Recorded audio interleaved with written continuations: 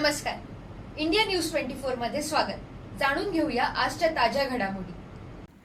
नागपूरच्या गोधणी रोड साप्ताहिक बाजार परिसरात 3 एप्रिल 2025 रोजी घडलेल्या सोहेल खान खून प्रकरणातील आणि मकोका कायद्यांतर्गत गुन्हा दाखल असलेला मुख्य आरोपी प्रवीण बाळकृष्ण कुर्वे याला मानकापूर पोलिसांनी अखेर अटक केली आहे. गेल्या 1.5 वर्षांपासून तो पोलिसांना गुंगारा देत फरार होता. मानकापूर पोलिसांना गुप्त माहिती आणि तांत्रिक तपासाच्या आधारे आरोपी नाशिक जिल्ह्यातील सिन्नर येथे लपल्याची माहिती मिळाली. पोलिसांनी तिथे सापळा रचून त्याला ताब्यात घेतलंय. पुढील तपास सहाय्यक पोलीस आयुक्त सुहास जगताप आणि वरिष्ठ पोलीस निरीक्षक हरेश काळसेकर यांच्या मार्गदर्शनाखाली सुरू आहे. मानकापूर आठवडी बाजार या ठिकाणी गेल्या वर्षी 4 एप्रिलला एक मर्डरची घटना घडलेली होती. यामध्ये 2 भाजी व्यापाऱ्यांचा दुकान लावण्यावरूनचा वाद होता आणि त्या वादातून एका दुकान व्यापाऱ्यानं यातील तक्रारदार फिर्यादी परवेज बबलू खान यांच्या भावाला मारलेलं होतं. याच्यामध्ये पिस्टल आणि चाकूसुऱ्याचा वापर झालेला होता आणि यामध्ये 5 आरोपी हे त्याच दिवशी अटक करण्यात आलेले होते.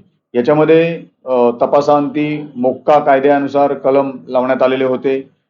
याचा तपास माननीय एसीपी सदर विभाग यांच्याकडे चालू होता.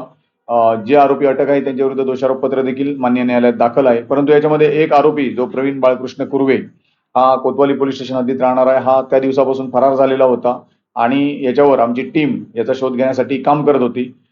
सर्व माननीय वरिष्ठांच्या मार्गदर्शनाखाली याच्यामध्ये काम करत असताना तांत्रिक तपास आणि काही गोपनीय इन्फॉर्मेशन याच्या आधारे माहिती मिळाली की सदर आरोपी हा सिन्नर नाशिक या ठिकाणी कुठेतरी राहत आहे. त्यानुसार वरिष्ठांच्या मार्गदर्शनाखाली टीम त्या ठिकाणी पाठवण्यात आली आणि आमच्या टीमने त्याला काल रोजी ताब्यात घेऊन नागपूर येथे आणलेलं आहे.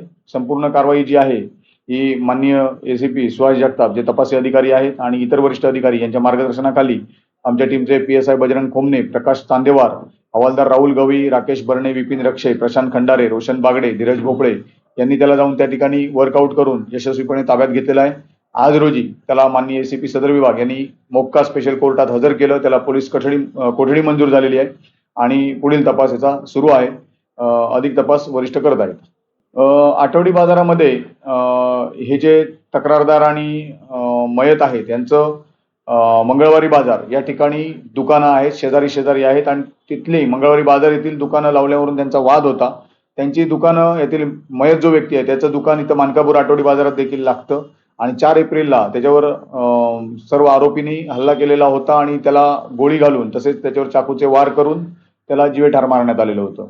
आणि याच्यामध्ये आरोपींचं पूर्व इतिहास असल्यामुळे त्यांच्याविरुद्ध मोक्का देखील कायद्यानुसार देखील कारवाई झालेली होती आणि आरोपी अटक झालेले होते.